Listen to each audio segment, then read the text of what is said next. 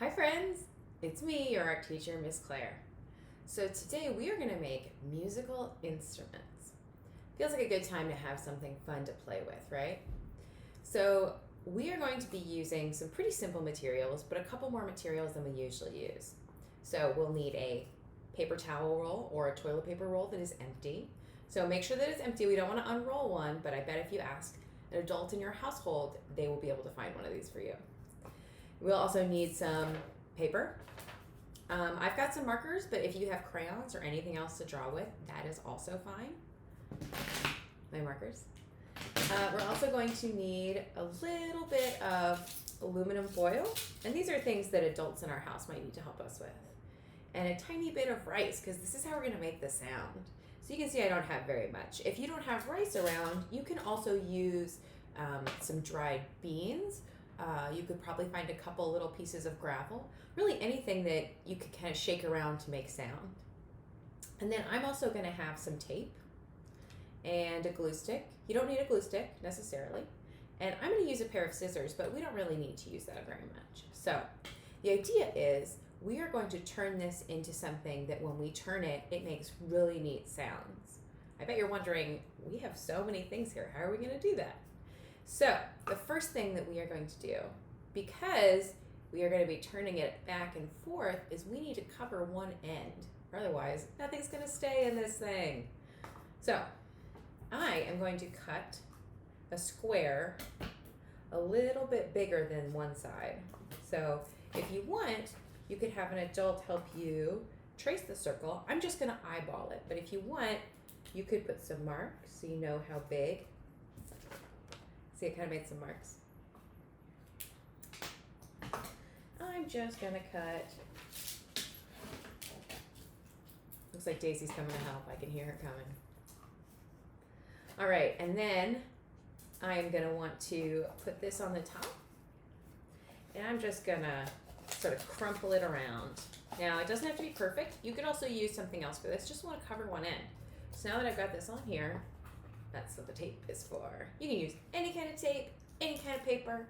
Maybe you want to use some magazine paper. Maybe you want to use some construction paper. Maybe you want to use some decorative paper. It is all up to you. Because we're also going to decorate these. So you might think about that as you're building it.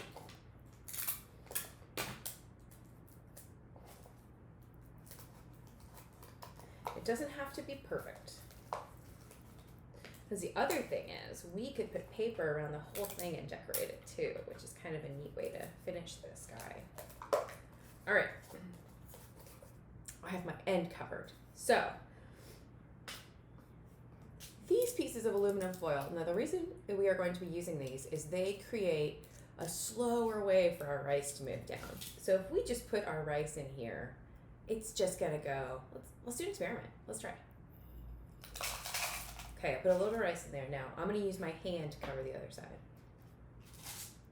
That was really fast. It didn't give it's okay. It's a shaker, but I think we're gonna have a better shaker if we put this aluminum foil in here. Because imagine it's kind of stopping it, and the foil also will make some reflective sounds, sort of like some echoes when the rice hits the foil. Okay, so. I don't need very much. You can see I don't have really very much here at all. I actually might tear this. I'm going to leave it. And I want to give it a good little crumple. And we've done this a little bit before in class. So we don't want to crush it totally, but we want to crumple it a little bit so it's not quite flat, because it kind of gives it some 3D shape. But if we crushed it really small, it's not going to help us that much. So once I've got this like this, I am going to put it in here. Okay? And now I am going to do something really similar with this one. Just going to make it a little bit smaller. Because what I'm trying to do is slow down the rice. Like make a little bit of an obstacle so that it has a little bit more time to go. Okay. So, I'm going to sort of check this. I think I'm pretty happy with how this goes. Okay. Now, how much rice should I put in here? You can see I don't have very much in here. I just have a couple of tablespoons, a couple of spoonfuls. So I'm going to put, ooh, do you hear that sound? It's already great. spilled a little bit of rice. Okay. That's good. I'm going to pick up these little stray rice pieces that I spilled. It's good to clean up as we go. So then at the end, we don't have a huge mess. That is something I learned when I was young, and I recommended it. Okay. So now that I have this, I am going to do the same thing that we did down here, up here. I'm going to cover it up so that all my rice stays inside. Now, because I already made a square like it, I can kind of cut a similar square. And I'm going to do something similar, like sort of crunch it around.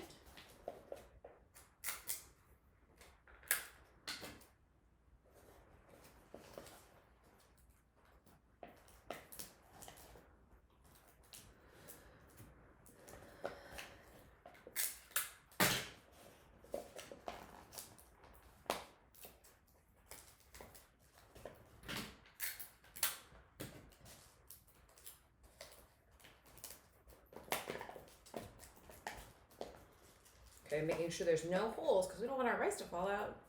All right, let's give it a try. I think I'm getting all sorts of different sounds from this. That's nice. I like this.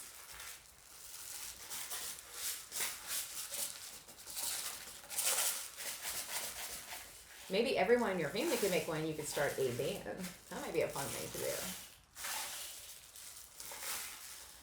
And imagine that if you add even more foil,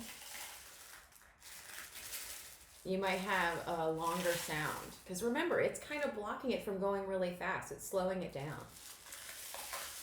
You might try putting rice and beans in yours. Some dried beans or a couple of pieces of gravel. If you have gravel in front of your house or in your driveway, a couple little rocks.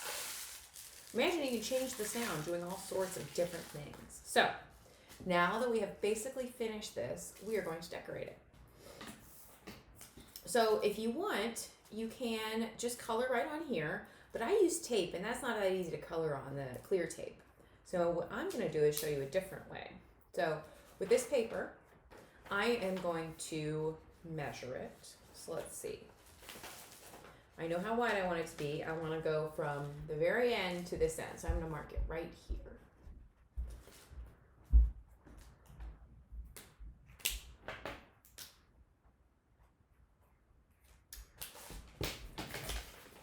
And I'm actually going to decorate it before I glue it on. Because it's a lot easier to decorate it when it's flat than it is when it is round. So I'm going to make sure it's the right size. It's a little bit big, so I'm going to trim it down. And this is maybe where an adult in your household could help you make this just the perfect size. Just double check. Okay. Mine's still a little bit big. I'm going to cut it down a little bit more.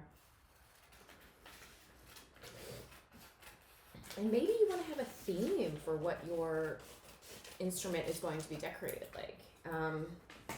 Maybe you're going to give it a special name. So maybe mine is like, kind of feels like ocean waves rolling. So maybe I'm going to make mine ocean themed. Maybe I could pretend there's sand in here. Or if you have some sand, maybe sand would be a neat thing to put in here because it might change the sound a little bit more too. Yeah, I'm going to make mine ocean themed. So I am going to decorate this paper. So I made sure it fits.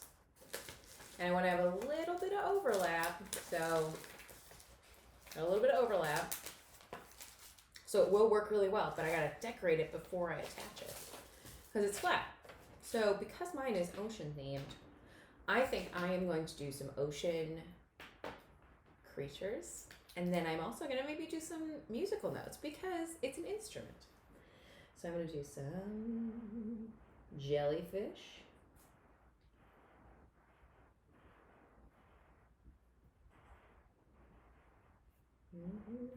Do a little jellyfish here. Maybe I'm going to do some starfish.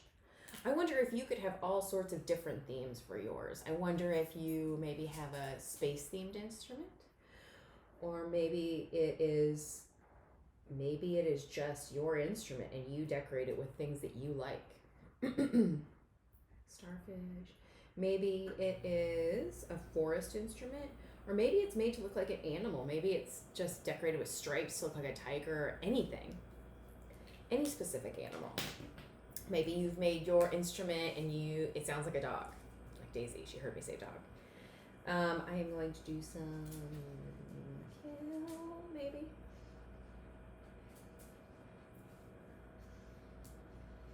I guess I should do some fish if I'm underwater. Fish seems like a good thing to do.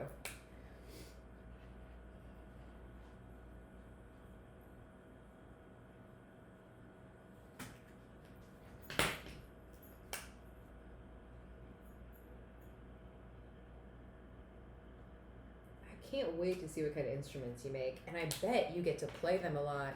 How nice will it be to be outside and play your instrument with your family or your brothers and sisters, or maybe you can sit on your porch and play your instrument for your neighbors. You can do a little concert from your porch. That might be fun. I've talked to a lot of my neighbors from their porches recently, and it's really nice to say hi to people, even though we're not really close to each other. We still say hi, we ask how people are doing, we check in, and that's the really nice part of being part of a community and helping each other. All right, so here's what I have. I have some fish and some seaweed and a jellyfish and a starfish. And now I'm gonna make some waves. I don't really want to paint or color the whole thing green and blue because I think that'll take a lot of time.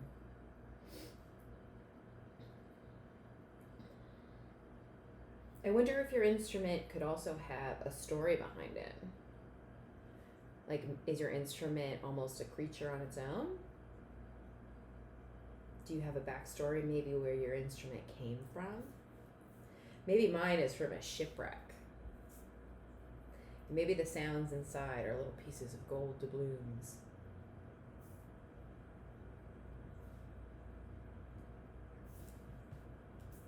I think I like this. Okay, so here's my decorated piece that I'm going to put on the outside. Before I do that, I might think that I want to add a little bit of color to this end and to this end. So, I might make a fish just to stay in my theme.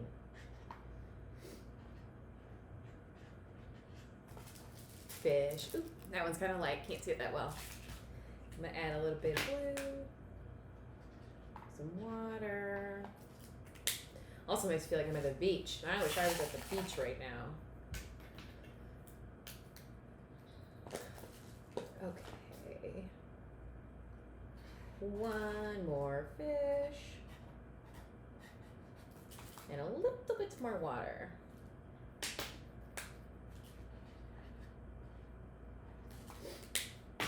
Okay. Fish. Fish.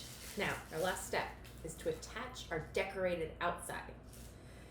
If you have tape, you can use tape. If you have a glue stick, you can use a glue stick. If you have white glue at your home, that's also really good to use.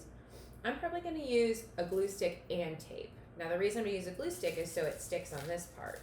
And then I'm going to use tape to tape it to itself when it touches. So I am going to take my picture, and on the back I'm going to put glue. So I've put a really nice coating of glue over the whole back. So I've done a line all the way across it. And now I'm going to start in the middle, and I'm going to kind of stick a little on.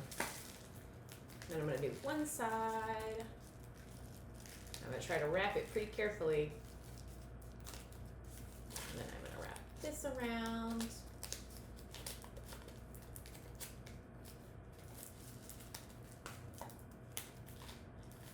And now, I'm just going to add a little bit of tape where it touches, just to make sure.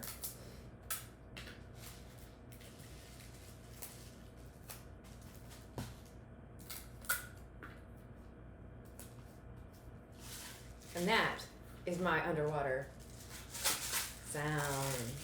Ooh.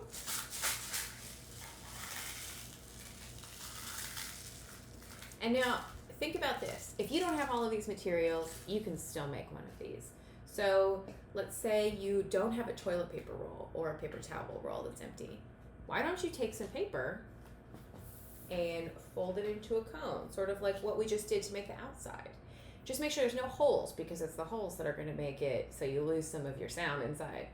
And again, if you don't have rice or dried beans, I think you can find some small rocks, some little pieces that when they touch each other or touch the inside, they can make sound. And if you don't have aluminum foil, maybe you could try to use some crumple paper, because you kind of know what we're doing here, and I bet that you can do this. So I hope that you've had a really good time making a musical instrument with me. I'm so glad I got to see you guys. I know it's not the same as being together, but it's nice that we are able to make artwork together even if we're not in the same place. So until I see you guys next time, I hope that you stay healthy and are having fun with your family and getting to spend some nice time making artwork and watching fun movies and being together. Bye.